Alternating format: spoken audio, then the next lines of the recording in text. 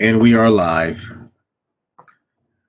Good evening, everyone. Would like to thank everyone for attending today's meeting of the Quality Life and Public Safety Committee meeting. We are broadcasting live on HPA-TV.org, as well as on Channel 96, on Comcast, and on Frontier as well. Thank you, everyone, for spending your evening with us. I would like to introduce myself. My name is TJ Clark. I'm the City Council's Majority Leader and co-chair of the Quality Life and Public Safety Committee. And we also joined by Councilman Sanchez, Councilman John Gale, Councilman Josh Mitchum, who are members of the Quality Life and Public Safety Committee. And we are also joined by Councilwoman Marilyn Rossetti, Councilman Nick LeBron, Councilwoman Shirley Surgeon, and we also have some invited guests as well, Chief Freeman from our Hartford Fire Department, who will be presenting to us later on, as well as Attorney Natalie Fiola Guerreri, and hopefully I did not miss anybody else. And also to Andrew Woods as well, who is going to be representing Hartford Communities That Care. He is the executive director of that organization and will be, providing us with a presentation. So if we can move along, we have first on our agenda, communications from Mayor Bronin with accompanying resolution confirming the appointment of Ronald D. Holmes to the Civilian Police Review Board, which was presented to the City Council on June 22nd, 2020. Now, Pastor Holmes has indicated to us that he is unable to attend tonight's committee meeting.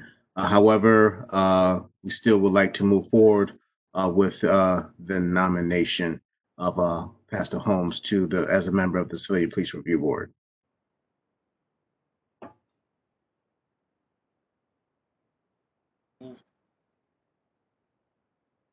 I'm sorry, Councilman Sanchez, did you say anything? Yeah, so moved. Is that a motion Can you repeat it so I can hear? I didn't hear. So moved. So this motion's been moved by Councilman Sanchez. Second. I'm sorry? Second. Okay, thank you. Motion's been moved and properly seconded by Councilman Sanchez and seconded by Councilman Mitchum to move this item to the full council. Let all say aye. Who is in favor of it? Aye. Aye. Aye. Any opposals? Abstentions? The ayes have it. This item has been moved to the next council meeting for the confirmation of Ronald D. Holmes to the Civilian Police Review Board. Second on the list is resolution by Hartford Court of Common Council calling upon Hartford delegation to the Connecticut General Assembly to sponsor a bill requiring that OSTA conduct a public safety study to ensure that Hartford is taking advantage of every opportunity to protect our streets from reckless drivers. And we also have been joined by Council President Mally Rosado and Councilwoman Wilderlise Bermudez as well.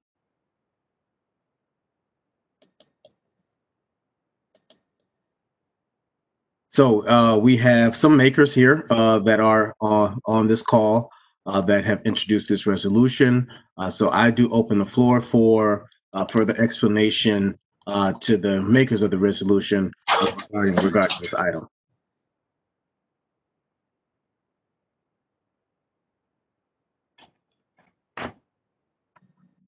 Can you hear me?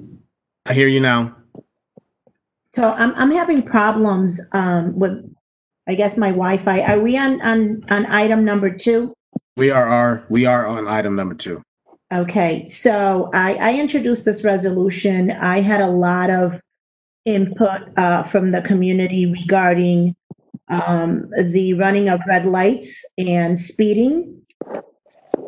And so upon conversations with the community, it was addressed that perhaps we could reach out to the state to conduct a more thorough process of our traffic and the running of the red lights. And I am very aware that the city of Hartford has an engineering department. And so through this resolution, we were hoping that both departments work together and could give us back some input as to how to proceed with the cameras, with the red light cameras. And I also want to address that I did have various conversations with community leaders from the north and south end, downtown area residents. So any other input that any council member would like to share? I leave it. I would say, John Gale here. I would say from my perspective, the sometimes chaotic traffic in Hartford is a constant source of complaints that I hear back from constituents. I would say it's one of the now that the fireworks have gone away, I'd say it's the #1 complaint I hear. And I know many of us probably saw or were shared the Sammy Vega's concerns with the Flatbush Avenue and Saybrook Street, but that's just, I think that's just indicative of some of the stuff that's happening all over the city. Just yesterday, as I was driving home on Capitol Avenue, and I'm stopped at Forest Street, and there's 2 cars behind me. A third car comes and just decides to go on the right. There's no lane there. It just goes on the right side of both of us and right through the red light at Forest Street and continues up Capitol Avenue westward. So it would be helpful if we could get some guidance from our traffic engineers as to whether there's some technology that could be useful in helping us get people's conduct more in line with safety. Thank you, Councilman Gale. Councilman Mitchell. Thank you. I agree with what Councilman Gale said, and in fact what Council President Rosado said. A practical question as we send this onward. What do we anticipate is the next step, in moving toward this goal of improving our traffic and reducing, what do we hope will happen? Well, once the resolution is passed, to have conversations with OSTA, I have been having some conversations with the state. And I also wanted to say for the record that there was a prior, I believe, resolution that was put through, and there was a lot of pushback from some of the community members. But I've had conversations with some of those community members, including Miss Ellen Nixon, who now support this resolution because of the speeding. She feels that her grandkids can no longer play outside, or as an elderly person, feel safe walking through the streets of Hartford. So those are the next steps that we would take. Councilman Sanchez. I'm happy to sign on to this resolution. It's a resolution that I believe is addressing the main issue that's been ongoing for several years. I'm not sure if everyone is aware, we have our 5th fatality for the year out of 20 major accidents that happen in the city.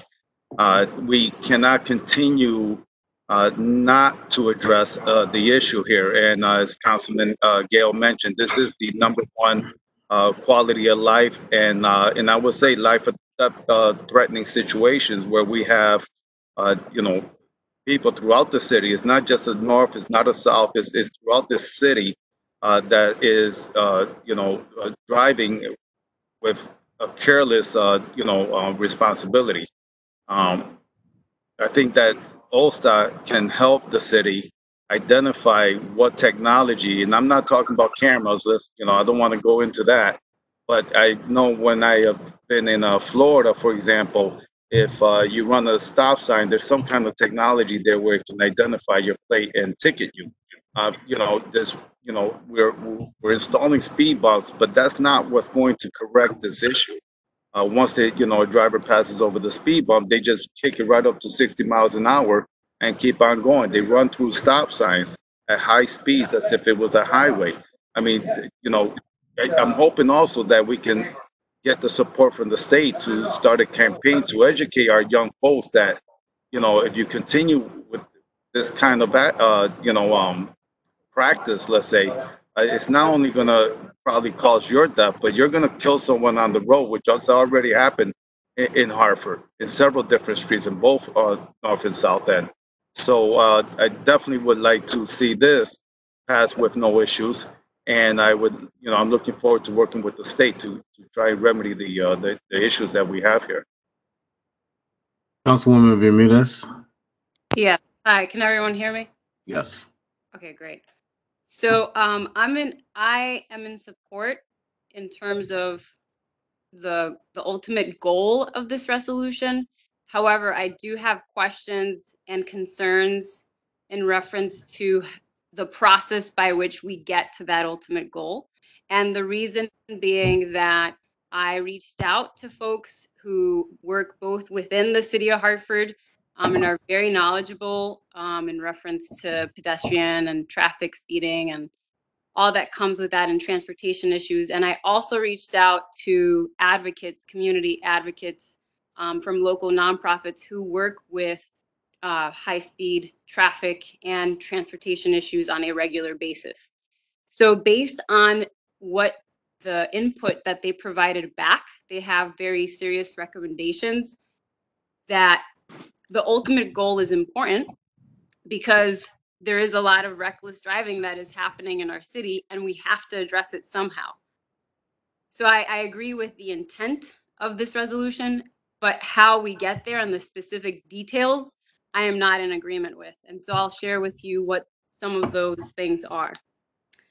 So first, says here, the study is supposed to determine if Hartford is taking advantage of every opportunity to protect our streets from reckless drivers. And I'm reading the feedback that I got directly from those folks that I just mentioned. Why would OSTA be the judge of this? OSTA can look at the situation. And what does the city council think they might find? And it says the only thing that they probably find is the state's new guidance on concurrent pedestrian signals, which the city is looking to implement. OSTA is not as progressive as you might think they are when it comes to setting speed limits and general traffic safety.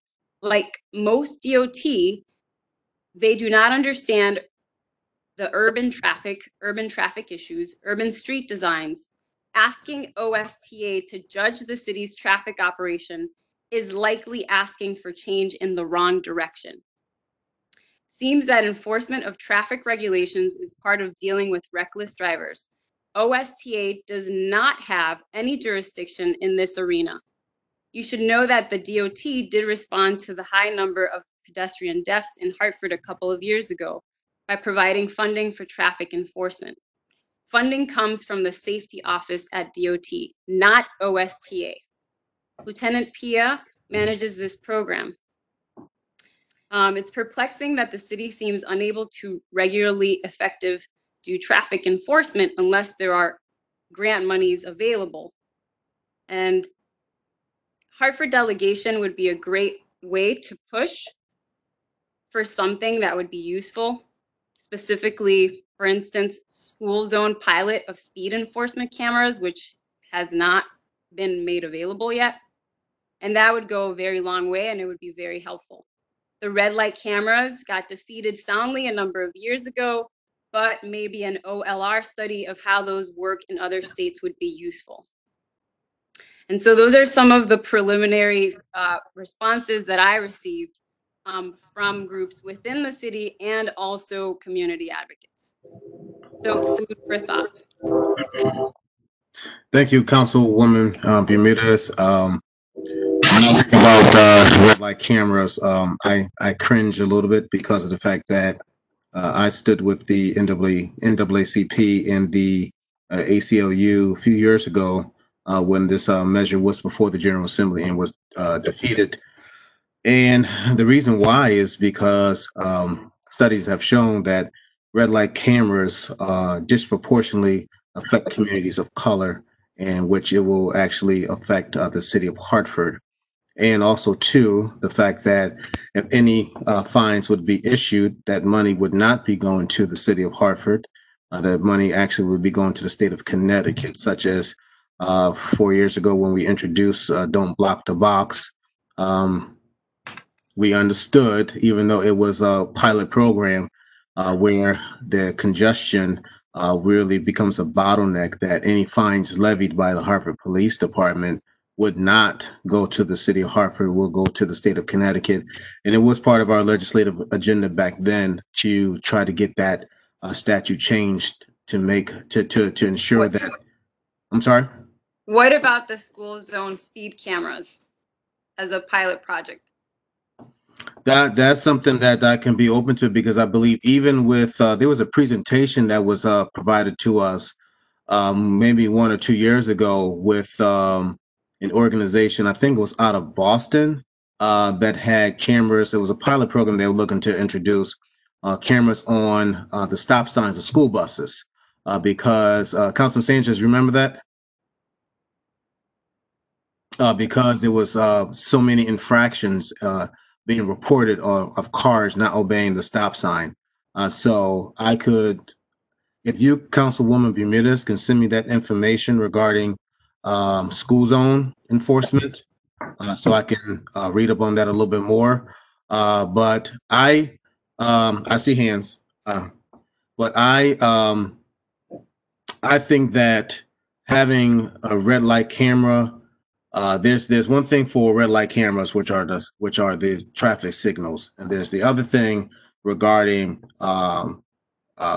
drivers not obeying the stop sign, which I have seen. And so, that type of enforcement should be provided. And this is a conversation I think that we should be having more in depthly with our police department and our traffic division, as well as looking to see what other tools could be given to us by our police department, DOT, even DMV, to ensure that we are cracking down on some of this reckless driving that's going on. And so I'm for in traffic enforcement. I think that is critical to the quality of life.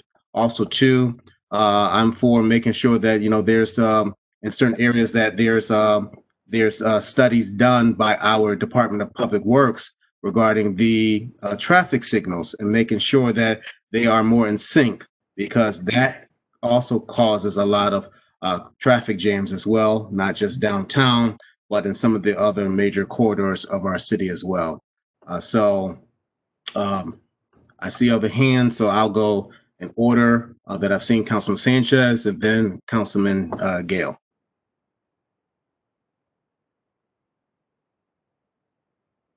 Councilman Sanchez, you're on mute. So, Councilman Clark. So I understand the concerns about the red light camera, but the issue here is that, at least from what I've experienced, the majority of the drivers are in our own community. So, I mean, if they're going to break the law, then what are we to do? We're not going to use a red light camera. I mean, we have to hold them accountable. Not only that, it's just, we don't even know if they're licensed to drive, if the vehicle is insured and or registered. I mean, we have to find a way to correct this issue. The brick and mortar, the bump outs, the speed bumps. We can put those brick and mortar pieces throughout the entire city. It's still not going to correct the issue. And unfortunately, I remember when Councilwoman Jennings was in the dais claiming that it's not fair to the Black and brown folks. But, it's not that we're trying to target Black and brown folks. All right. is the fact that, regardless of what race you are or where you're living at, if you break the law, you have to be accountable for this. We have to slow this down. We already know that we had several hit and run, which ended up with fatalities. So, um, I tell you, I mean, I'm not sure uh, what direction we're going to go with this, but we definitely have to find a way to remedy this. And to Councilwoman Bermuda's comments, I agree that we should have some type of a technological camera, red light camera in the school zone, especially, right? But in our behind the scene, not the major corridor where we know they're speeding, but we're talking about in the quiet neighborhoods that they're speeding and just is notorious. Is notorious. So we're going to have more major fatalities if we don't address this, and we have to just you know get move forward and be strong about this and not worry about if we're targeting anyone, because I don't think we are. I think we're targeting the lawbreakers here. So I would say, Councilman Mishram, I would say that um, red light cameras, from what I have been told, that are in other cities, they're doing away with them. Cities are doing away with them now because they cause more not traffic issue accidents than they would regularly do, because people are rushing to beat the light. And I just posed this question as to, are we talking about drivers breaking the law by running the stop sign, or are we talking about people who are actually trying to beat the light? Because when you talk about quiet neighborhoods, I consider Blue Hills a quiet neighborhood, and a lot of the Blue Hills neighborhood has stop signs, and there are a lot of people who actually run past the stop sign and actually get into accidents. So I think that's something that we need to think about regarding, whether we want to do, we're talking about stop signs or we're talking about traffic lights, because I've seen that people are driving past you in order to take a right or take a left because they refuse to stop at the stop sign. Councilman Gale, then Councilman Mitchell. Thank you, Mr. Chair. Couple of comments. I don't think that tonight it's upon us to decide on technology. I think that the idea presented tonight is for us as a council to ask our administration to come forward and provide us with some data-based solutions. To your point, Mr. Chair, we clearly want solutions that are working, not solutions that people are abandoning. And certainly, to your point, Councilwoman Bermudez, I would have no problem amending this resolution to ask the General Assembly to call on the appropriate agencies within the state of Connecticut to provide us with the information. I don't think, I think the sponsor picked OSTA because we thought that's the one that might have the best information, but why wouldn't we get information from whoever has the best information? So I think, that's my goal here is to ask so that we can receive some data-based answers as to things that we can consider, and then then we can actually get into debating whether we want to do particular things if we're going to. I would also add, Mr. Chair, to your comment, one footnote, and that is that when we went to the legislature on the block the box legislation, we did indeed ask the legislature that Hartford get 50% of the revenue, and we are getting 50% of the revenue from tickets that are written by Hartford police for people who are violating the block the box. So it is possible for the city if we want to push for it. There's always been this tension. The other side of that argument is that if your city gets all the money from traffic violations, then the public says, well, geez, the cops are just writing tickets so the city can balance their budget, right? So I think that's why for many, many years, no towns really received the money. But if it's a big enough issue for us, we can certainly ask for it. We did ask for it then, and they did grant it. I mean, we were hoping that was going to be a declining revenue source. We really don't want them. We don't want people blocking the box, so we want the issue to go away. But in any event, having said all of that, I would make a motion that we send this back to council favorably with the amendment, if that's acceptable to the maker, that we modify OSTA to say the appropriate agencies within the state of Connecticut. I second that. I was going to make, I agree with that motion. I was going to make one additional suggestion, that it also include in one of the resolves to ask the Hartford delegation to implement or to help push for a school zone pilot of speed enforcement cameras. I certainly have no problem adding that to the motion. Well, then either I second the larger motion or I second the second amendment. Either way, I like it. Okay. You're on mute, TJ. Chair, you're on mute. Sorry. Councilwoman Bermudez, that was, so that I'm clear, that was a motion to amend Councilman Gale's amendment? I agree with his motion. I just wanted to add that additional language. Can you give me the language again, and I'll take it as a friendly amendment. To add that the Hartford delegation help to push for a school zone pilot of speed enforcement of cameras.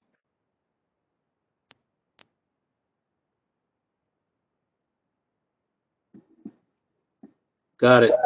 There was a second by, I didn't catch the voice with Councilman Sanchez. All right, motion has been made and properly second. Any further discussion?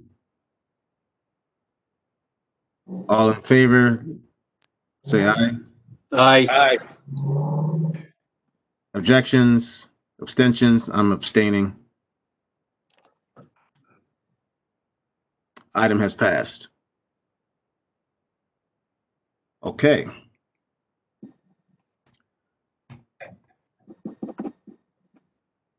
And moving on. Item number 3, resolution requesting that Emerge CT provide a presentation at the next City Council's Committee of the Whole meeting by the date and time of such meeting shall be determined by the Hartford City Council President in accordance with council rules. Speak on that one. Go right ahead. Okay, so given that that resolution was referred to this committee, I would like to ask the committee members to see if Emerge CT could give a presentation on the work that they do at this next committee meeting. As in this committee, the Public Safety Committee. Councilman Sanchez, you have something to say? Sorry. Did you have something? I thought I heard your voice. Yes, I was hoping to this resolution to where it's stated as a committee of the whole rather than the public safety.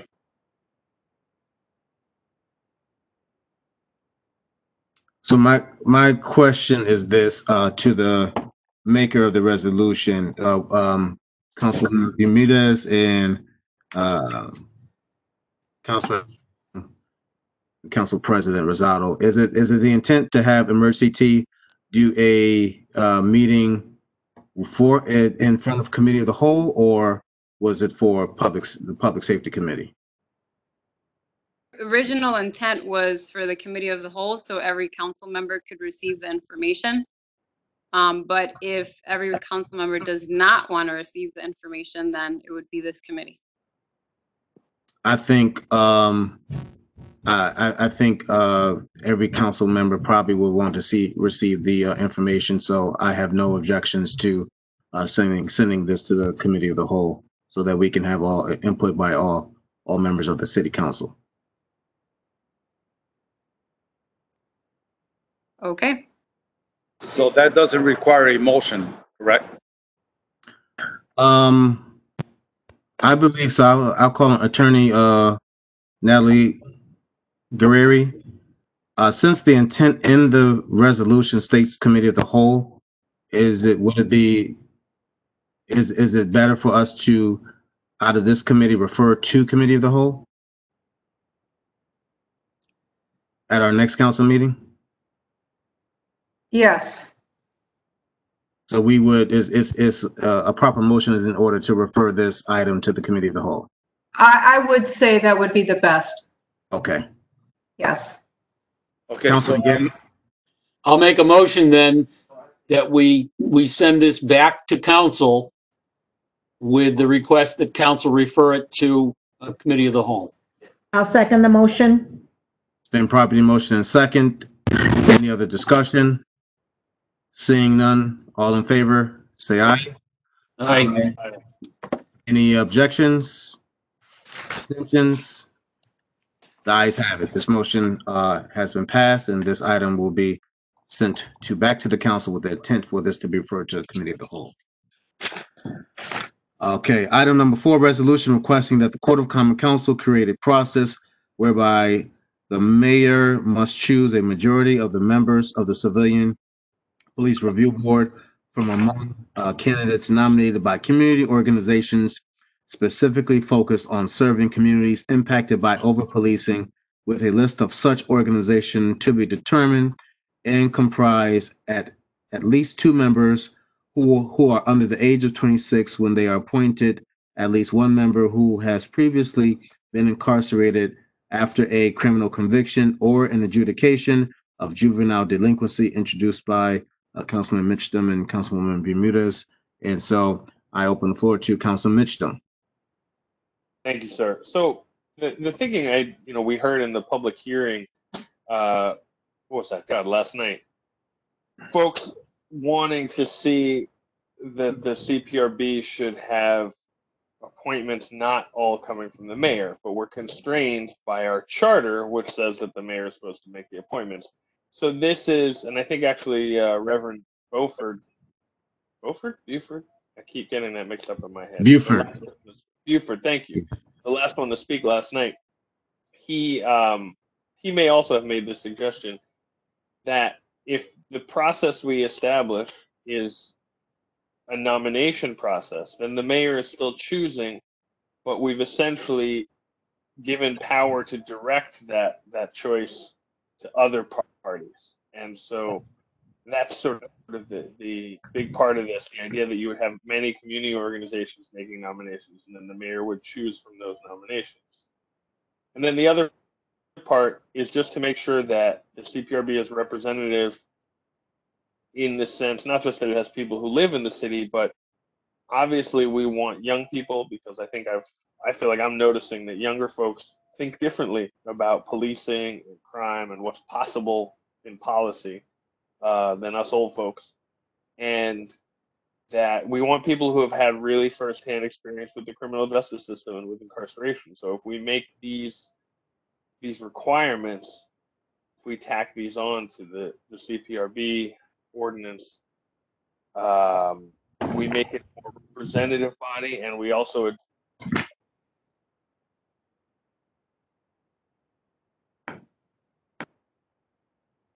What was that last part? Your audio blanked out. Oh, that if we do this, we make the body more representative, and we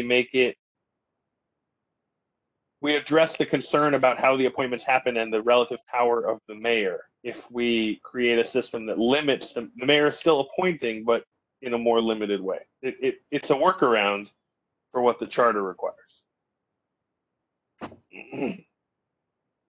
Okay. Any other comments? I have, I'm sort of confused with what Councilman Mixtum just said when, and he could clarify for me, you intend is to recommend to the board individuals who have been incarcerated before? Did I hear you? You cut off at some time. So what I would say, so there's really sort of two parts to this. One is that there should be in the same way, for example, that some proposals require that all but 2 board members are one board member be a formerly incarcerated person. And let's require that some of the board members be under 26 when they start their term, as a way to make sure that the board has that kind of diversity as well. So ages of 18 through 25. In the same way, for Right. instance, that, go ahead. That's it, go ahead. If we look at the school system and the Hartford Public Schools, there's opportunities for instance, the student governance councils and students to actually participate as part of the Board of Ed process, which is fantastic. We don't have the equivalent in any of our boards. There aren't any sets.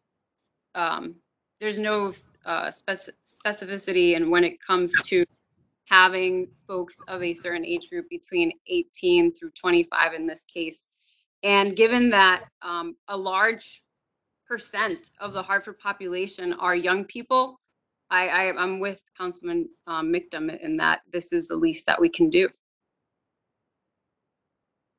Okay, maybe this is a conversation that perhaps we could have offline so that I can understand better, because the Civilian Police Review Board's job is to review the findings for various complaints on an officer and to sustain or not sustain allegations.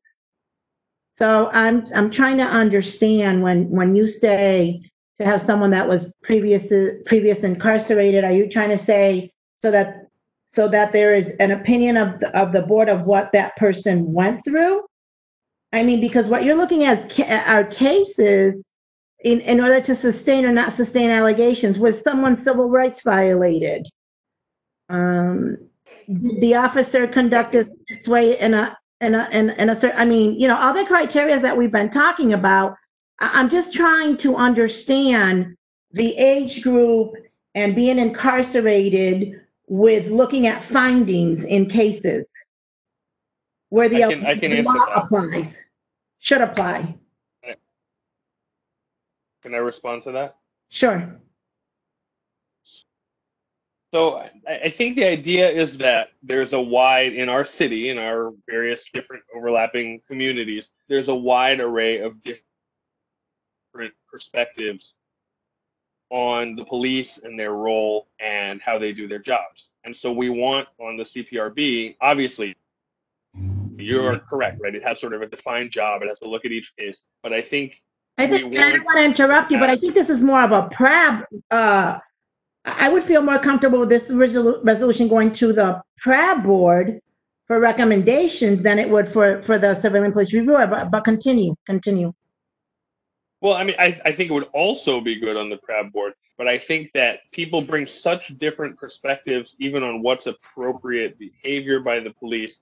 In the same way, for example, that we have rules that lawyers can't discriminate trial. A criminal jury, they're supposed to just look at the law and apply it to the facts, but we still recognize that it's important to have a jury this defined practice. It's still important to have people who have been on, let us say, the other side of law enforcement, in the sense that they have been arrested and incarcerated. It's still important to have young people who maybe have a different view, so that the views of the city and the outlooks are represented.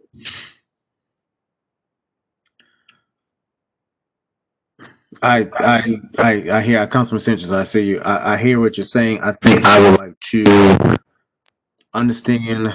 I think I know your intent, but I think I would like to understand it a little bit more better as it relates to the process that's already set up as prescribed by the charter on the mayor being the appointing authority and the council having the power to confirm his appointments.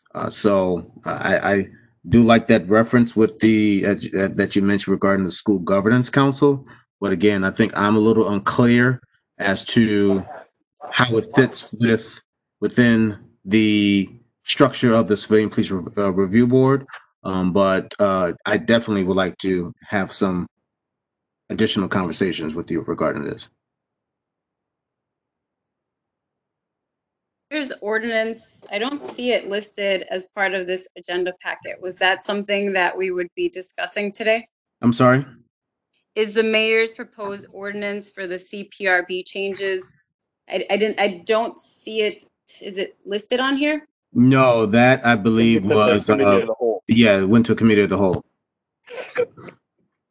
So, hello? Oh, I hear you. All right, through your majority leader, I agree with Councilman Clark. He basically took the words out of my mouth and shared it. And I'd like to entertain a motion to postpone this so that we can definitely have further conversations.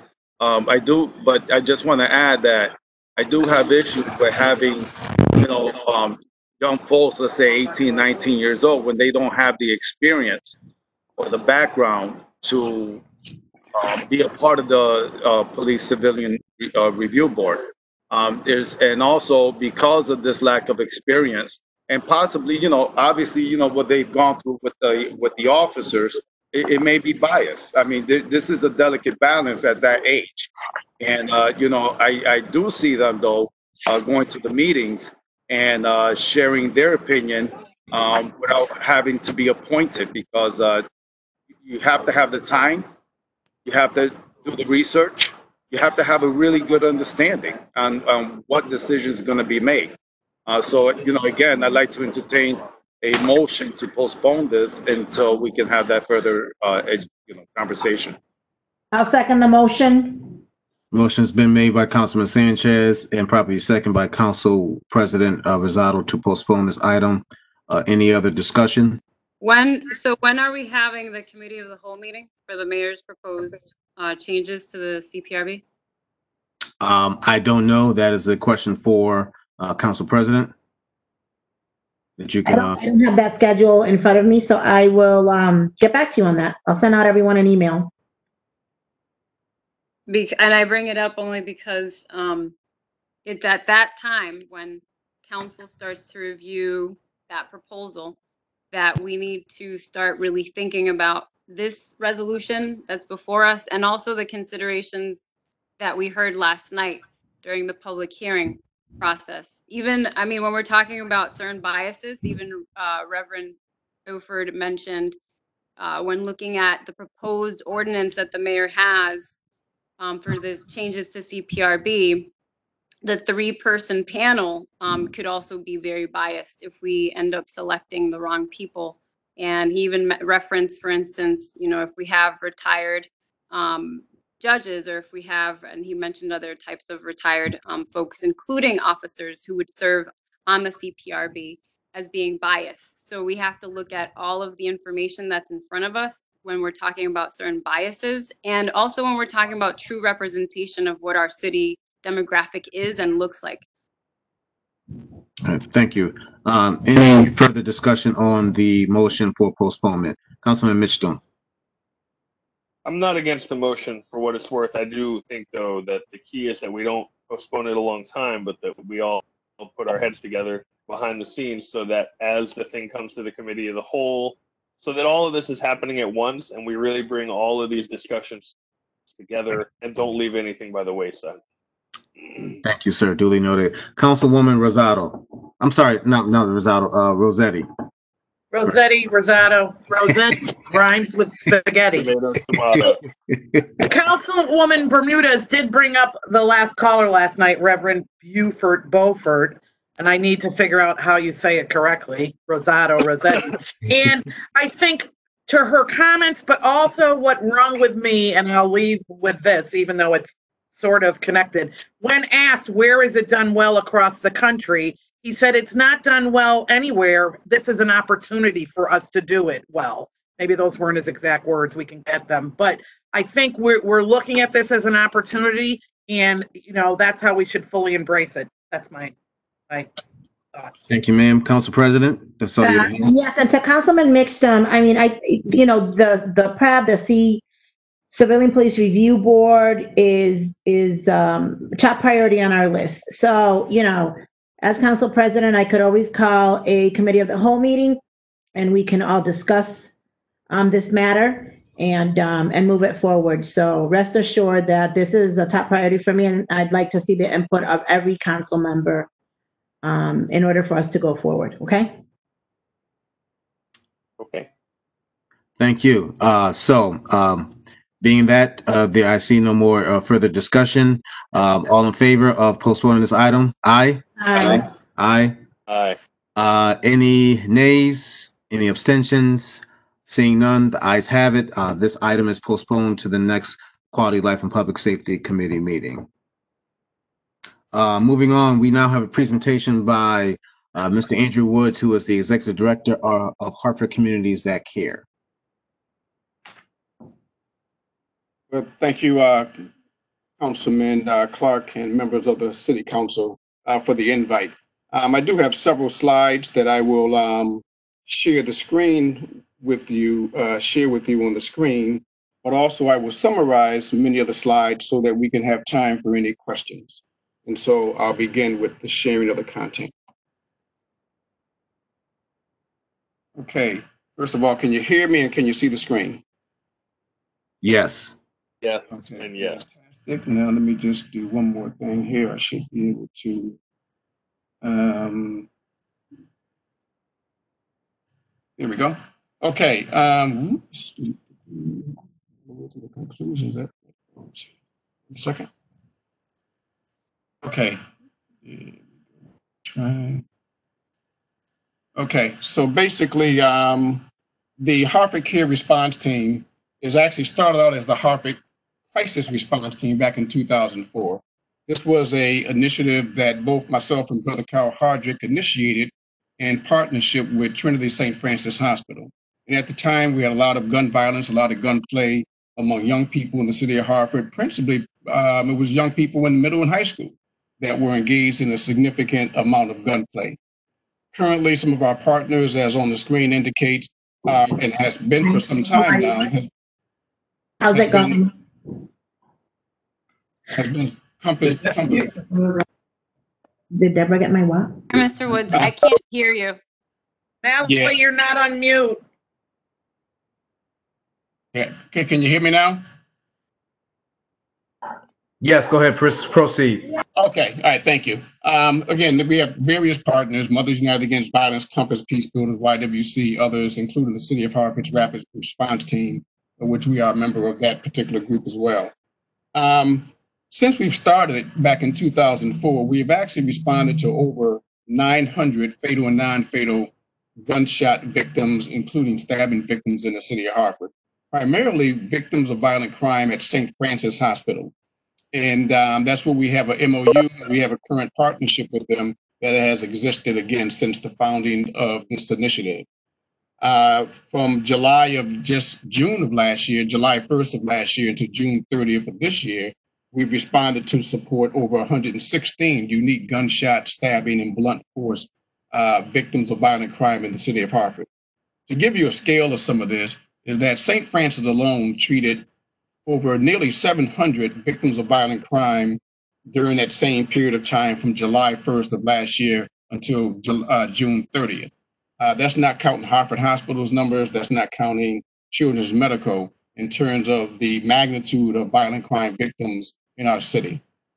And as of just July 1st alone, we have responded to support 17 gunshot victims in the city of Hartford. And again, we're 20 days into this particular fiscal year. Our initiative, when we even envisioned it back then, we were actually embarking upon a very new initiative across the country, which is basically hospital-based violence intervention programs.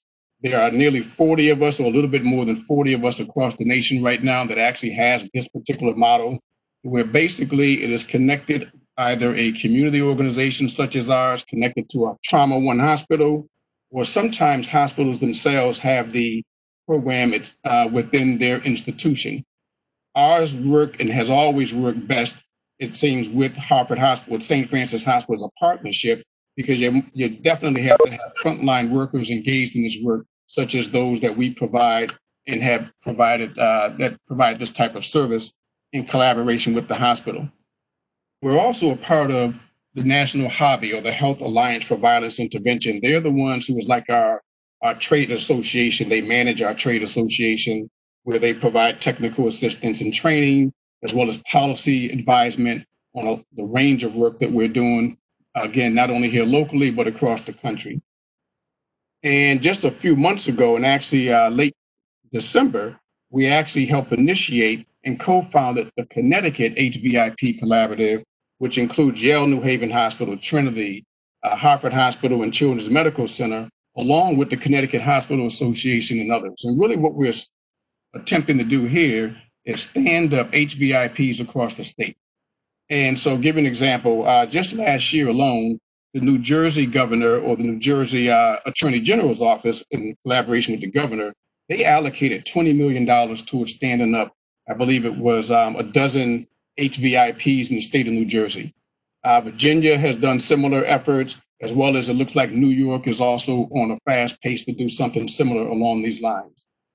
What's unique about this model is this. Oftentimes we hear people say, well, you know what, you're just responding to violent crimes and victims of violent crime.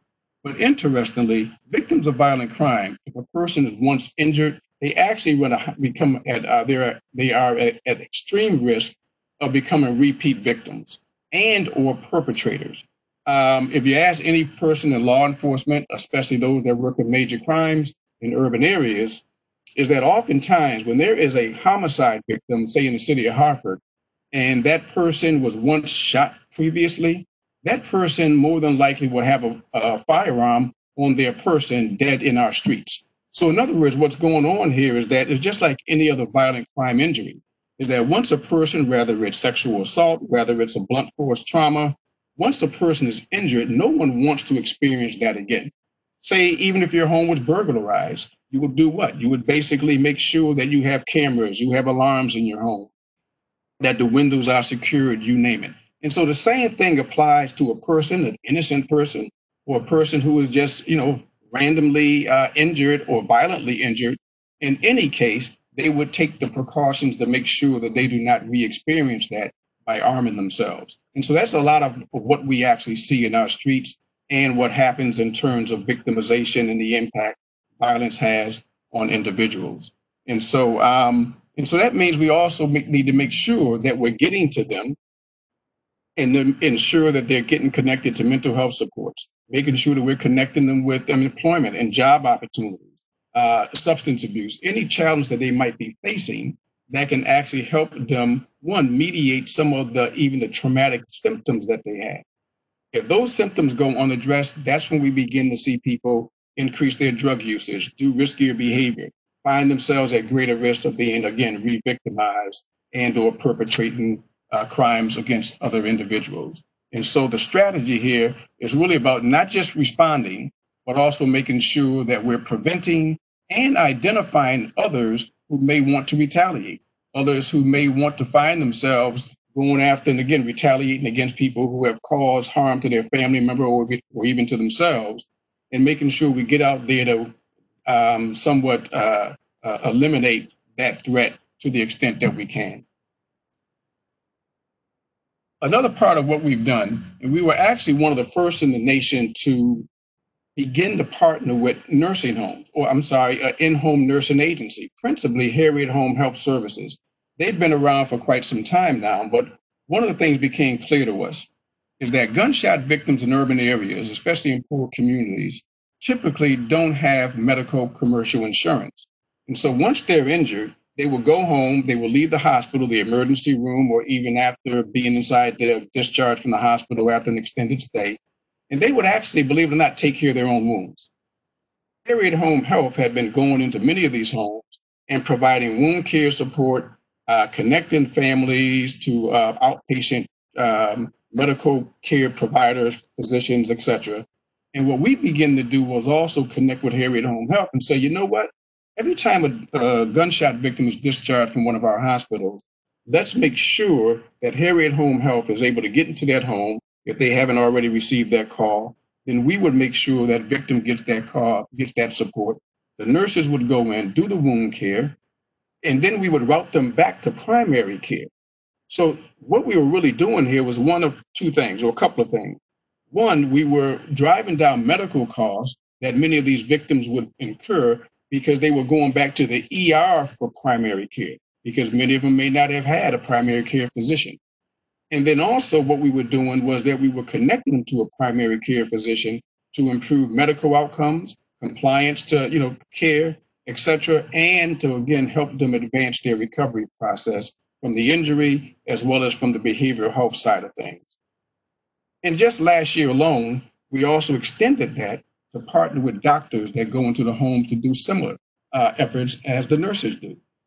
But in this case, we have physicians from UConn that are connected to the Family Medicine Center at St. Francis, who are now going into the homes and providing medical care, and then again, routing these clients back for primary care. There's a savings to this, by the way.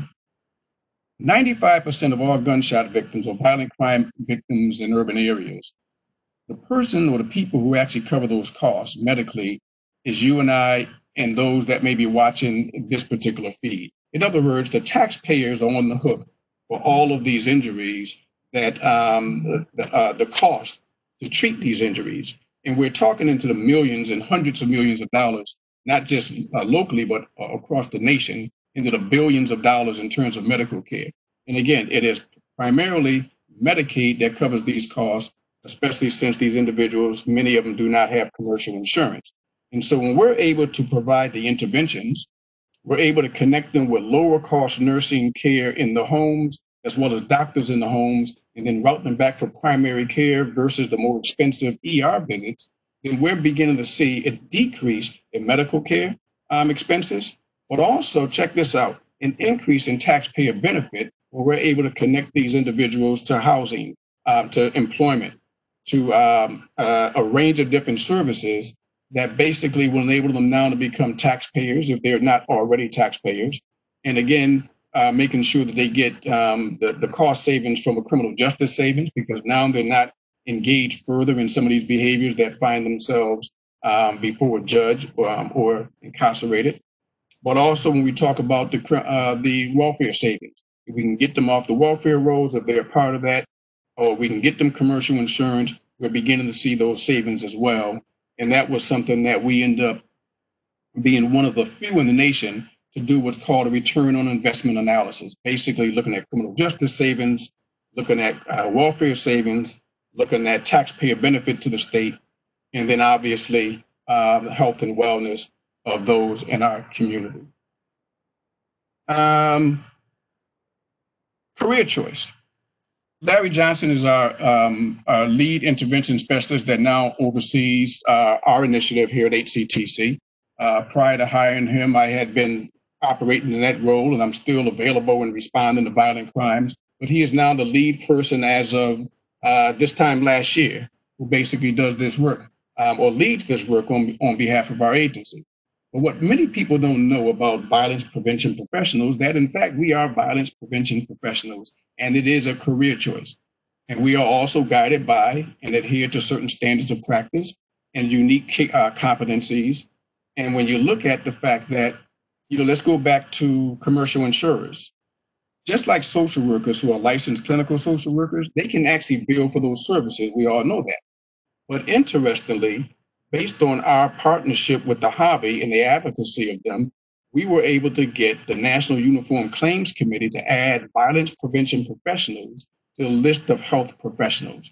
In other words, once a state such as ours begin to recognize this through our Medicaid practices as well as commercial insurance operators, we too can begin to see another opportunity to get another stream of funding in the agencies to support violence prevention professionals, and then again recognize them as the true professionals that they are. We're currently working with lawmakers at the state level to advance this initiative here in the state of Connecticut, just as other states across the nation are doing as well. So it's really a new, somewhat deal, obviously. But again, the point here is that we are, in fact, individuals that go through professional development training here at HCTC. Anytime you're hired with us, you're going to do a minimum of 40 hours, not a minimum of 60 hours of professional in-house training that we provide, given our length of experience in providing this type of expertise to the community and to other providers. But also we have our national network where we have national conferences, we have national trainers, and we have those who, again, who make sure that individuals have the skills they need to do this job effectively and effectively and professionally. Let's see what we got here next. Okay. You know, one of the things that when we talk about this work, I don't think, you know, I believe that almost everyone, well, hell, everyone had to pivot and had to begin to live within the confines of COVID-19 and the impact that it was having on our community. When it came down to, oftentimes we hear about essential workers and we hear about folks that are out there on the front lines. When you look at the work of, say, Mothers United Against Violence, Compass Peace Builders, and HCTC and our other partners, Blue Hill Civic, as a part of the Community Safety Coalition, we did not stop doing our work. In other words, there were still individuals that were being victimized in the city of Hartford, but also there were families in desperate need, and by the way, continue to be in desperate need as it relates to food, as it relates to rent, as it relates to, so I'm glad to see that our state has now looked at an eviction prevention and allocated resources towards some of that, because we saw that coming and we saw the impact it was going to have on our families. So one of the things we wanted to make sure that we did early on was, one, we continued to respond and support victims of violent crime. Again, prevent and respond to those in our community and provide them the range of supports that these organizations can provide. But also we wanted to make sure that we went out there and went door to door and make sure that we were providing food and resources, COVID-19 information, and educating our families on exactly what they can do within this context in terms of this norm that we're now living in. But then we took it a step further. With Harriet Home Health and Phillips Church, with the advocacy of folks like Senator Doug McCrory and others, we were able to get some of the first COVID-19 testing done in the community, possibly in the state at that time. And we end up testing folks at 5 particular locations throughout Hartford, as well as one site in East Hartford, where we tested during those first several weeks over 1,400 individuals that got tested for COVID-19, and again, additional information provided to them. But as an agency, we took that a step further. When I shared the fact that we're big on professional development, it was not lost on me as a leader in this organization to make sure that our staff had all the tools they needed around COVID-19 to understand COVID-19, how to make sure they communicate that to our residents, to our clients, and also how to make sure that if we were to even begin to engage in anything related to contact tracing, that we would be certified in that. And so I had 11 of our staff and volunteers, myself included, get trained and certified through the Johns Hopkins University, again, to strengthen our ability to help and inform our clients and the general public. And that we're proud of that. And so in conclusion, it's no secret that, oftentimes, I don't care what industry you're in, people put a lot of work into doing what they do. Every agency that I just got through listing there are individuals who get up every day, and many of them throughout the wee hours of the night, to support folks in our community that are the most vulnerable, right? And the investments of these organizations and people putting their lives on the line and at great expense to their families I want folks to always remember we cannot underestimate that, nor should we undermine that, and certainly not disrespect that. And to that extent, one of the appeals that I have to both the council and the mayor's office or lawmakers on any level and folks in the general community is this: don't reinvent the wheel. If the wheel needs reinvent, then you reinvent it. But in this case, I'll tell you, again, you got professionals who are doing this work and doing the best that we can. And let's go back to those numbers that I pointed out to. If St. Francis alone was treating 700 victims of violent crime, not counting Hartford Hospital or Children's Medical, and we're only able to probably work with and address maybe a tenth of that or 20% of that in any given year, then it's really about, and on top of that, we're doing the best we can and we're pulling on the best available technical assistance that we can, then we would ask that folks really take a look at how do we help enhance those capabilities within our organizations in the city of Hartford. And so look, take a look at our results, take a look at our activities, take a look at what we're doing and what we're attempting to do. And again, seek ways to enhance that. Also assess the needs assess the needs are being met and those that remain unaddressed by the agencies involved in preventing and addressing some of these issues. And then lastly, and this goes back to my initial point here, let's foster a climate of mutual respect and equity and interagency coordination among all partners involved. And the key here is mutual respect and equity. You cannot do this work without making sure that those who are on the front lines, those who are putting their lives on the line, and those who have made the long-standing commitment, they need the resources to do this work, and those resources need to be allocated equitably. And that doesn't mean that everyone gets the same thing. It means based on what you're able to produce, based on what your capabilities are, or what they could be, based on exactly what lane you're in, et cetera. Folks still need to be dealt with in an equitable manner along those lines. And so that concludes my presentation, and I'll be glad to answer any questions or hear your thoughts. Thank you, Andrew, very much for this thorough presentation. And also, too, thank you so much for your continued work in the community, and not just serving Hartford's North End, but the entire city of Hartford with your collaboration that you have formed, many collaborations you formed with many of the partners throughout the city of Hartford. So with that said, just want to keep time check with everybody because we have two more presenters left. Any questions briefly for Mr. Woods? Councilwoman Bermudez and then Councilman Sanchez. Thank you, Mr. Woods, for your tremendous work in our community, your consistency, your passion, your drive, and for all that you do for the entire community of Hartford. I had two questions. So I remember earlier this year, so I want to say it was in January, but this year has been very crazy. You organized along with others, but it was primarily your organization that organized a community forum where our federal delegation was present. Pretty much, both of our senators and also Congress representatives who were present to talk about the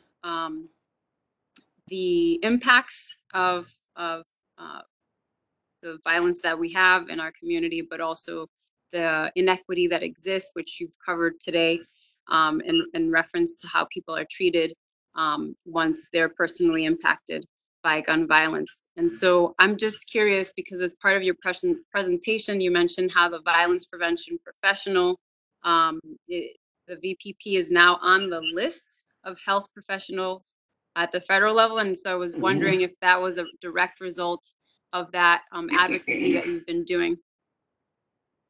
The answer is no. It is a part of our, put it this way, it is a part of our national effort as a part of our entire network. So not directly, but we have all advocated for that to happen as a collaborative, a statewide member of the statewide initiative and so forth. So it wasn't, it was one of our recommendations to the lawmakers in Connecticut, however, to begin to take a look at VPPs and to make sure that we can align our Medicaid dollars with it, as well as eventually our commercial insurers. But on the state level, all of us collectively stood behind the agenda to make sure that it was a part of the national standards. On the state level, we're advocating for that. So has that part at the state level not yet been approved? Not yet approved. In fact, in the next week or so, we will be talking with lawmakers as well as with the Department of Social Services to in the second meeting to see what we can do to advance that agenda. And what can we do at the city level to assist with that? Even though it's something happening at the state, we would love to lend support. Well, I think, well, I appreciate that. I think we would love to have a letter from the council. We would love to have a letter from the members of the council that basically say, hey, listen, you know what? This is something that we as a city would like to see happen. And we would like to send that letter up and make sure that our state lawmakers get that letter from you guys, as well as the State Department of Social Services. Okay. All right. Thank you. And then I also had a follow-up question in terms of, not having to reinvent the wheel. Since you all have a lot of expertise and knowledge and you provide amazing service to our community and have been for a very long time. So recently, before City Council, the mayor proposed to create the PARB. And so it would be, the entity whereby members could review policies that impact the community, having to do with better police accountability, et cetera. And one of the things that was mentioned as part of that is to have a program that's based out of Eugene, Oregon, known as CAHOOTS. That's the acronym, but it's actually, the name is Crisis Assistance Helping Out on the Streets, known as CAHOOTS, which has saved, according to the reports, have saved millions of dollars. And the idea really is to look at a model where there could be better civilian, where there could be a civilian response team in Hartford to best address the issues that we're facing. And as part of that, certainly, gun violence is a component of that. And so I'm just curious if as part of the fleshing out and developing of ideas for a program such as this, the Civilian Response Team, if your organization has currently been involved in any of those conversations with the mayor's office, and if not, if that's something that you would be interested in doing in the future and being part of a civilian response team in Hartford. Well, as you know, this has just came on the calendar, if you will, in terms of on everyone's radar. And the answer to is that I just recently sent 2 letters off to both the council and the mayor's office expressing our interest in being a part of the vision, what I see as the evolving position of the city council and the mayor's office. And I think you're right, is that it really is about taking a look at what the possibilities are based on what the city is envisioning. And so we would certainly welcome the opportunity to be a part of those conversations, as well as to be able to share any insights that we might have in terms of how a civilian crisis response team might be applicable or even appropriate here in the city of Hartford. And so the answer is yes, we would be glad to be a part of those efforts. Thank you, Mr. Woods. Thank you, Councilman Sanchez, and then Councilman LeBron. Well, I'll just make this quick because of the time. To piggyback on what the majority leader said and Councilwoman Bermudez, I want to thank you for all your effort, all the time that you spent out there helping the community. I mean, it's a tremendous thing what you're doing. Not many individuals are out there 2 or 3 in the morning trying to help the families. Thank you for your service and thank you for what you're doing to help the council address all these issues. So I just keep it at that, and I'm looking forward to working with you. Thank you. Councilman LeBron? Yes, so Mr. Woods, thank you for your continued and intentional and effective efforts in our communities all over the city. So the first thing I just want to acknowledge is how much on the forefront you are in terms of policy, and then the policy in particular to gun violence. One of the things that you introduced me to a couple years back was a terminology called the iron pipeline. That's right. In that pipeline, you introduced the fact that guns in our community, in fact, are not purchased within our community legally. They are dumped in our community from outside suburban and often outside other states. In terms of progress on this policy, or more in particular, if you can, or if you have done any research, is there any cities across the country that have made progress in this area? Number one. And then number two, if they haven't, do you see potentiality with Hartford making an impact in that area? Well, I think one, at the federal level, I think all the iron pipeline is somewhat stymied by the fact that at the federal level, folks are able to bring guns, or basically it's the feds that actually govern, rather than not that pipeline even exists or not. And so many states have their own laws around how guns are trafficked, so to speak, or how they manage that, or how they police it, etc. And so I know that at the state level here, we got folks like the Connecticut Against Gun Violence, who has been leading these efforts to try to address that particular issue. And those of us who are looking to prevent those guns from being brought into our community, we actually look to Connecticut Against Gun Violence to help us along those lines and looking at exactly what's going on around the country and what we can do.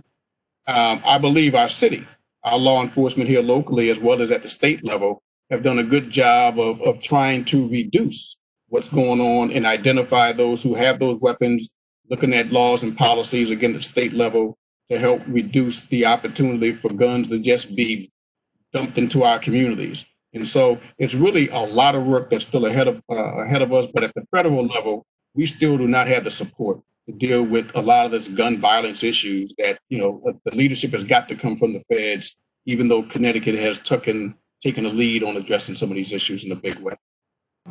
So just real quick, Councilman Carter, you, Mr. Chair, just a real quick question. So as you know, the civilian crisis response team was a resolution that I put forward and majority supported from the council. Since that resolution has gone in, I've received several phone calls in terms of the naming of the civilian response team, because there seems to be an aspect of minimization of the potentiality or the impact that it can have, and that the term civilian is actually more of a condescending term. Do you agree with that, number one? And then number two, would you agree with a potential name change? Just so on face value and optic value, they can be more impact. Well, I'm not really sure whether it's the name itself as it is people understanding what the risk is. And I'll give you an example. Everyone knows what happened during the 4th of July. We had officers there was almost every every other street in the city. We had folks that, we might as well have had a fireworks down at the doggone, riverfront, but they was taking place in our streets, even to the point that people were at risk of being harmed, and people did get harmed. In fact, even unfortunately, law enforcement was targeted, and that's all on Facebook and YouTube, you name it, in terms of the disregard, quite frankly, for public safety, where they bomb or threw firecrackers at law enforcement officers. That night, we were out there on patrol. We went to many of those hot spots, our team. We stayed from 9 to midnight and past that time. But then we saw the police department run up towards Capon and Garden Street, Capon and Garden. And there we saw a standoff between law enforcement and residents. And let me tell you something, while we were there was a firebomb or grenade-sized firecracker that came flying out of the sky towards law enforcement and exploded 7 feet from me and Brother Carl, who were there. We ended up working with or being requested by law enforcement to actually see if we can intervene with those who were causing some of the problem. Now think about that. Brother Carl has been doing this work for nearly 60 years, myself nearly 30. And let me tell you something. We're some of the most seasoned individuals that you can find out here in the city of Hartford. There are others, but we're some of the most seasoned individuals, civilians. That work, the work required to engage people who are under emotional distress, psychological distress, those who have been impacted traumatically, and putting civilians into that context is a very, very risky situation. And so I go back to the fact that, again, I train people at that, constantly. And we provide them with the shadowing, the support, the supervision around their safety, around how they engage residents, etc. And so it's really, for me, the concern, if there's a concern here, is that we really need to be thoughtful, exactly what we're asking people to do. Whether you're going to call them civilians or whatever, I don't care, whatever you call them. The name to me is really unimportant. What's important is safety and so forth. And the fact that we are living inside an environment right now, a context to where public safety is a real significant concern, not only here in the city of Hartford, but across this nation. You guys got through talking about the speed bump stuff or red light stuff, etc. Let me tell you something. My mother lives and my family still lives in Blue Hills. I still live in Hartford, but I went to visit my mother, TJ, on Holcomb Street the other day. And the guy came flying through that doggone stop sign at 80 miles an hour, damn. But let me tell you, there was a police car sitting right there. He looked, I looked, and the police car went the other way. He didn't pursue, and I understood a few reasons why. But let me tell you the other concern I had around that is that because of what's going on right now, things are becoming extremely relaxed, and public safety is becoming a little bit more difficult to manage. And to put citizens right now during this climate into those situations, we just need to be thoughtful about that, especially when others are really afraid to engage residents even on a good day. And so, and then the last final point is that I would also ask that I encourage you to also continue to consult with the Department of Mental Health and Addiction Services. Right here in our own north end of Hartford, we got Capital Region Mental Health, and they go out with law enforcement to help address emotional and psychological distress among our residents. And of course, those that do this work like HCTC and Compass, we do it along the lines of when it comes down to violence and trauma. And so, but again, you just can't throw people into this thing. Call it what you want. But you better give people training. You better understand what we're getting into when it comes down to people's ability to protect and safeguard themselves. Thank you. Thank you very much, Andrew. It's always been a pleasure to work with you and your team. And thank you very much for you putting your life on the line day in and day out. 30 years is commendable to be doing this work, and oftentimes it can be viewed as a thankless job. Thank you for agreeing to come on to give us a presentation of this within this body as to the work that you've been doing, you're continuing to do. Happy that you have taken the lead on many initiatives, on nonviolent initiatives in our city, and it is some commendable work. So thank you for that. And also too, we love your input as we have created. I wrote the resolution to create the Hartford Police Accountability Review Board but also too, since you are a policy expert, would love your some of your thoughts and your insight as to how we can create some sound policy through public safety lens in the city of Hartford. And to piggyback off of the conversation between yourself and Councilman LeBron, I just wanted to have Chief Thody chime in on this to address that matter. Chief? Thank you.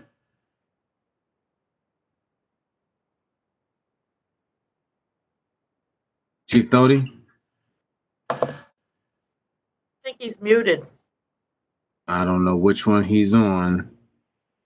Chief Thody? Hello? There you go. Are you there? Yes. Can you hear me now? Oh, sorry about that. Technical difficulties.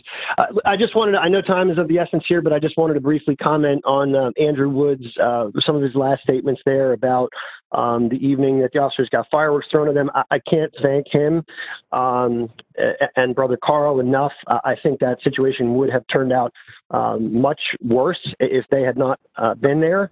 And they have stood next to us and stood on the other side of us and stood even sometimes against us to to make situations better. And I just couldn't, I wanted to make sure publicly that I thank them for their work. He brings up a lot of good points about, how at risk we put people when we ask them to do a role that, is traditionally kind of done by the old school mentality of policing. I think we just have to be careful about how we do it. I think it's great. And I think we'll have better opportunities to have folks like Andrew Woods and Brother Carl and Dean Jones and Ira Nazario and a lot of people that have helped the community and helped the police department come together in difficult times.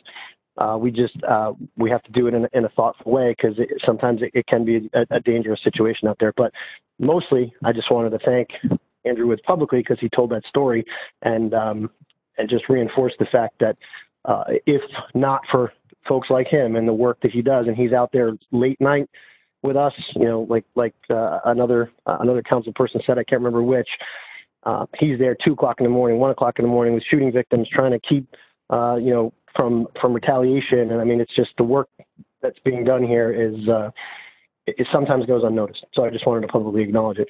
And thank you, Councilman Clark, for letting me do that. Not a problem, Chief. Thank you so much. Please don't go too far because I'm going to call on you after Chief Freeman provides us with his Hartford Fire Department presentation because he's been waiting so patiently. I should have had him go first. Andrew, thank you so much. Thank you. Chief Freeman. Thank you, Andrew. Good afternoon, Mr. Councilman, and good afternoon to Madam Councilwoman and all the sirs that are on the call. I'm joined here by my Assistant Chief of Operations, Rodney Barco. I tried to share my screen, but that appears not to be working. That feature not working right now. However, I did email this presentation to all of you. I will skip, if that is okay, just for the sake of time, and just cover the emergency services portion of the presentation. All right. So I'll start off with talking first about COVID-19. Myself, Director Arroyo, our Health and Human Services Director, our Chief Operating Officer, Ms. Thea Montanez, our Mayor, as well as the Chief of Staff, Voss, we continue to have daily meetings. This is literally 7 days a week, teleconferences discussing all things COVID-19. We are seeing trends in the right direction as it stands right now with new infections, which have certainly plateaued at this point and tend to be trending down from the data that we see for the last 2 weeks. Our personal protective equipment inventory for all of our first responders and city employees is certainly healthy. To date, my office in emergency management, we have distributed over 14,000 parcels to city employees in regards to PPE, ranging everywhere from N95 masks, surgical masks, KN95 masks, face shields, gowns, as well as shoe covers. So we're doing extremely well in that category. In regards to self-isolation or quarantine, no member of your fire department has been in self-isolation due to a positive COVID-19 test result, literally in months. We have had some people self-isolate or quarantine just for precautionary measures because they traveled out of state and came back to Hartford, and we just wanted to make sure that they were negative prior to returning back to work, which they indeed did test negative and have returned back to quarters.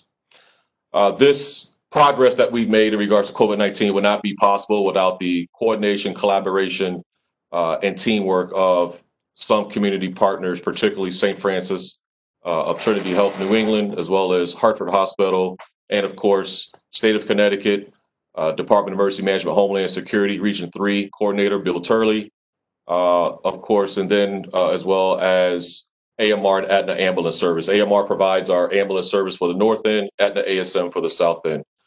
We, again, exchange data sets 7 days a week. We also have a weekly teleconference call to discuss, once again, all things COVID.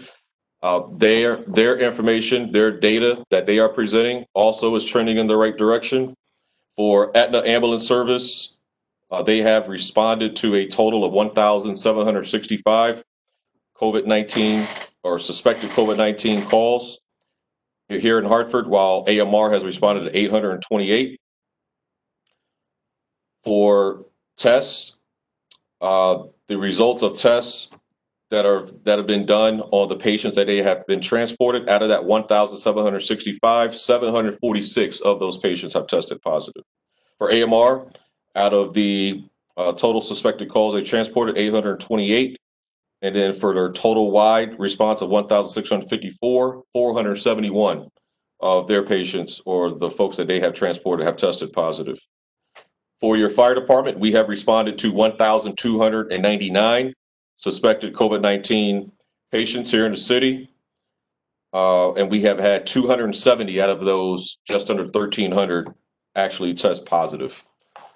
So in regards to COVID-19, the city, we're doing extremely well, knock on wood, but that is because we remain vigilant, we remain proactive.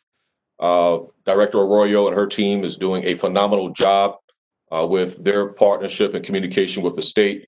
And then of course, collaboration between city leadership, emergency management, and public health has been very extraordinary, and very honored to be part of this team. For Firestaff, we're going to get into those charts in just a second, but the data sets that you're going to see show that your fire department has been doing extremely well, even in light of COVID-19. Our numbers are trending in the right direction for our EMS calls, which is what we want to see, with that goal of being on scene within 5 minutes or less with the first apparatus 90% of the time. For EMS, we have been performing actually very well, some of our most consistent and highest goals obtained within the last several months, even in spite of COVID-19. In regards to employee recognition, earlier this year, starting back in February, and we just finished last month, I personally signed certificates of achievement for years of service for our members. We started with any member of the department that has at least 5 years of service or more. They were given a certificate of Chief's Award of Excellence for their service to the city. And at 10 years or more, they received a hat pin that could be adorned on their Class A dress hat. So that process is complete. It's very important of our administration to ensure that we, as often as possible, tell our men and women of the fire department how much they're appreciated and the great job that they do on a daily basis. And that is something that we will continue to do moving forward in the future with celebrating employment anniversaries the way it's supposed to be done. New apparatus, thankfully, we have an aging fleet. We are the busiest fire department in the state of Connecticut, responding to roughly 30,000 calls of service a year. However, we've never had a capital improvement plan up until 3 years ago. So that capital improvement plan has been provided to city leadership. And from that plan, we were able to procure 3 apparatus. That's the first time that any of us can recall that we have bought 3 apparatus at one time. That's going to be 2 engines, a heavy rescue, and actually, make that 4, and also a ladder truck. So we look forward to taking possession of these apparatus. And again, it's long overdue, but we put a plan together and proactively addressing the issue of not having the funding that we would have liked from a capital perspective going back even decades. Any questions on any of that material before I move on to the quantitative portion of the presentation? No, go ahead. All right. Hearing none, structure fires. We had 9 structure fires in the month of June, and we arrived on scene 6 minutes and 20 seconds or less 100% of the time. The goal is 90% per NFPA 1710. For our EMS response, we have now 2 months in a row of improvement. April, our numbers were 73.51% of our 90% goal. May, it was 76.37%. And for last month, we were able to hit 82.67% of the time, getting on scene 5 minutes or less in regards to AEDs being readily available for someone who may have needed it. Skipping the fire marshals, special services, and the training division and the shop, going on to our EMS calls for the month of June, we had a total of 1,598. Narcan administered, we had 30 for the month of June. And a variance of calls for fires, with the most of those fires being rubbish, trash, or waste fires, for a count of 24 out of those 100. Service calls, we had a total of 321 for the month of June. Fire alarms, 128. And the last slide is a picture of the fires that we had in conjunction with the locations of the firehouses. Chief Barker, you have anything to add? Negative. No? Madams and sirs, that concludes my presentation. Thank you, Chief. In the spirit of time, I would ask that the rest of our committee members, if they have follow-up questions, to follow up with Chief Freeman, and we will move right along with our. Actually, through you, Chair.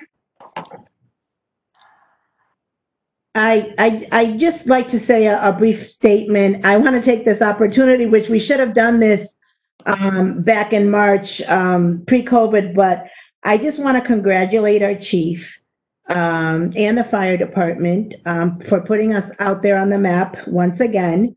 So I believe, correct me if I'm wrong, Chief, back in March, around March 3rd, 2020, you received the international accreditation via CFAI. And is it a correct statement to say that we're the first city also in the state of Connecticut to receive this certification? Can you just tell us quickly a little bit about that? Yes, ma'am. Thank you very much, Madam President. And it's certainly due to the hard work of the men and women who wear this uniform and serve the city every day that we were able to certainly indeed make history by becoming the first fire department in the state of Connecticut to earn international accreditation, and the only in all of New England to be Class 1 and accredited. And that's certainly due to the hard work of our men and women. Thank you very much. Congratulations. Thank you. That's me cheering. Thank you, Madam Councilwoman. We appreciate it. Thank you, Chief. We appreciate your work, the department's work, hard work on keeping us safe continuously, and thank you for being such a great partner. Moving on, Chief Thody, you're on next. Or Chief Medina. All right. Well, good evening, everyone. Chief Thody had to jump off another call. This is Chief Medina. How's everyone doing tonight? Appreciate you having me. Just real quick, and for everybody's time, I know it's very constrained right now. Everyone's got a lot going on. I'll go over the citywide stats for the Hartford Police Department. Overall, based, through these tough times with, a pandemic and doing, drive-by birthday parties to civil unrest, and not being the most loved agency in the world, our crime is only up 0.8%, and we're down 27% over a 4-year period. We're down 18% in homicides. We're up 13 in robbery, aggravated assaults. However, we're down in burglary, larceny, and auto thefts. That's a testament to the hard work of men and women of the city of Hartford. We're unique. We're very unique. We haven't had protests here that have burned down buildings. We haven't had protests with looting. We've been one-on-one with the community. Contrary to some statements made by certain people, we've been out there. And I appreciate the hard work of the men and women of the Hartford Police Department. I can't thank them enough. I can't thank the support of council that has been going through this with us. I truly appreciate it. So, based on the stats right now, where we're at compared to 4 years ago or 3 years ago, being down 25%, or even 2 years ago, 27.5%, we're still down in these times. So, and that's what I really have to say on that. I appreciate the support from everyone. Our men and women have been, sitting out there going through, dealing with issues on Wethersfield Avenue with congregations and the food trucks. We've been dealing with the vehicles congregating on Airport Road down there.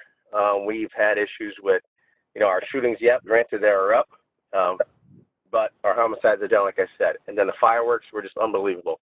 Our officers are being assaulted every day, pretty much held hostage by the situation that's been going around across the country. And, I got to get out in front of it. And I got to tell you, I will support my men and women in blue every day, because my men and women do not need to be treated the way they were treated by some members of this community, with the fireworks and the mortars being tossed at them. I'm sorry, I might be a little out of line right now, but you have to understand, there's no way that my people need to be treated that way and go home back to their families. And the rhetoric that's out there against police right now, we got to change that rhetoric as a whole, as a city, as a community. Everyone. That's not PD. That's PD, that's FD, that's Department of Works, that's council, that's the mayor's office, that's everyone. That's me. So that's me. I might be a little out of line right now, but I'm telling you how I feel. And with that, I'm good.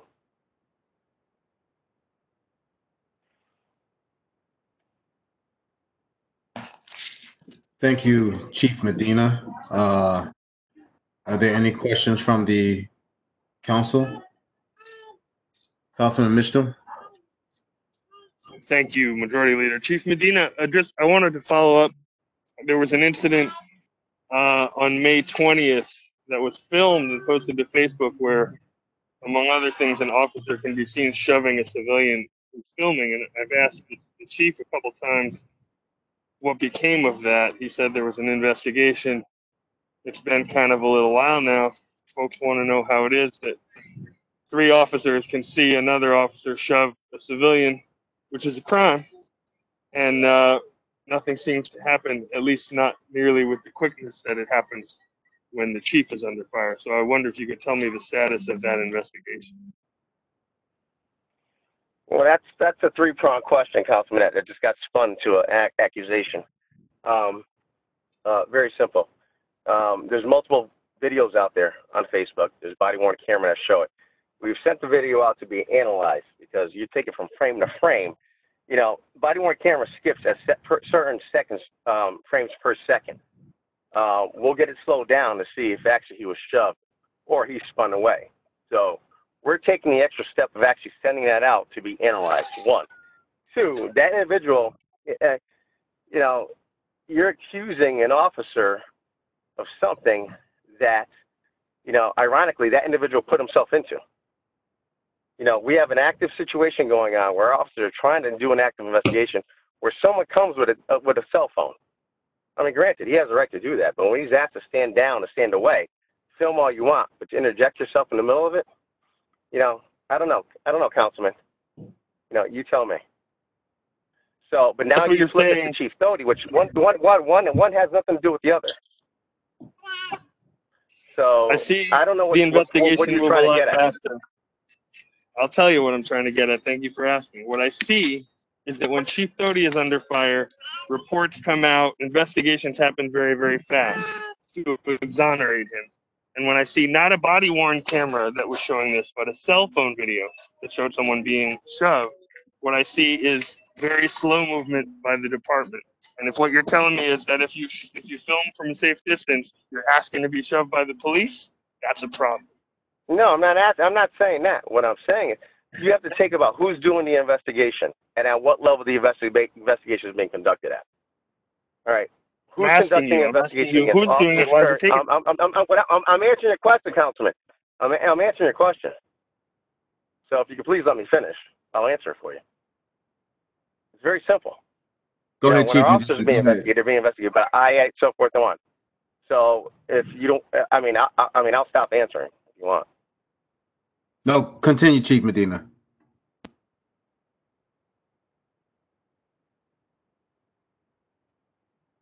I'm all ears. I'm sorry, I didn't mean.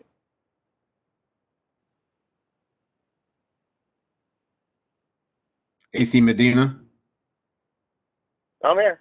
I'm just waiting to make sure I could talk. Oh, go ahead, sir. You may continue. There's a process in place. And everyone has a due process, from the officer all the way to the chief. Now, with the officers, their investigations go to internal affairs, depending on the severity. It could be a sergeant, it could be a lieutenant, so forth and so on. So internal affairs has multiple complaints. Now, against the chief, how many complaints does the chief got? He has one, compared to the average officer. So if you want to compare timelines, it's kind of hard to say, well, if I'm going to take 15 officers who have complaints against them and go ahead and say, well, we're going to try to measure it against the time that it takes to do a complaint against the chief, that's not fair.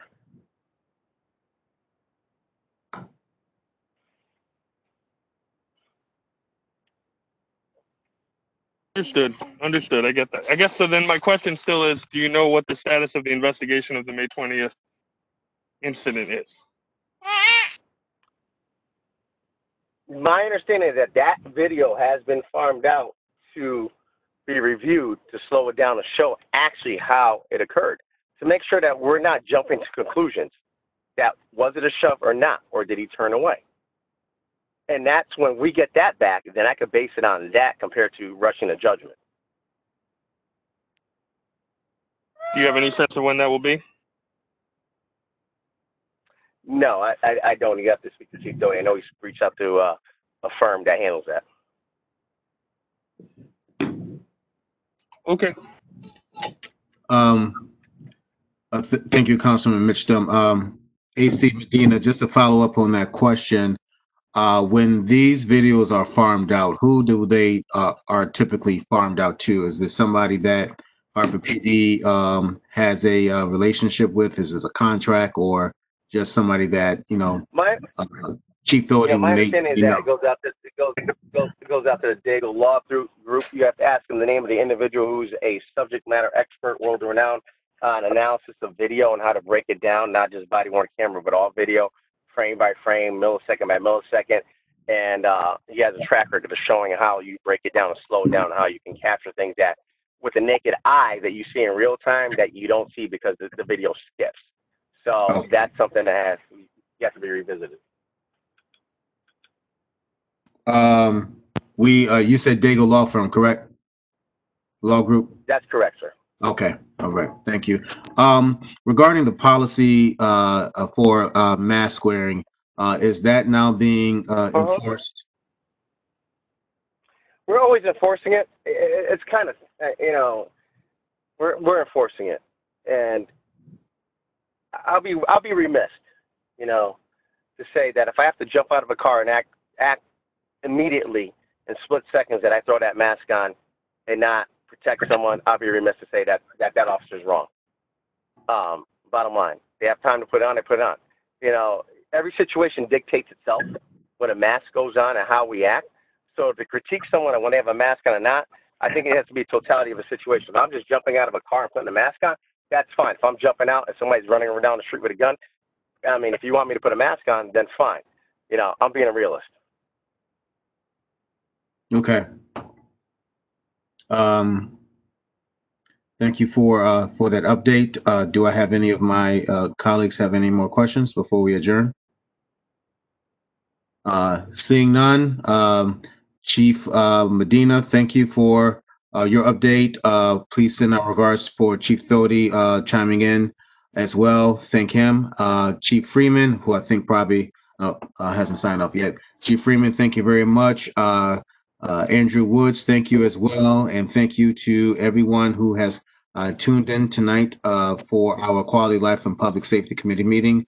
Thank you very much. Please stay safe and enjoy the rest of your hot summer month for the month of July. Thank you all. Thank you. Thank you. Take care. Thank you. Meeting is now adjourned. Thank you. Committee Bye. meeting is now adjourned.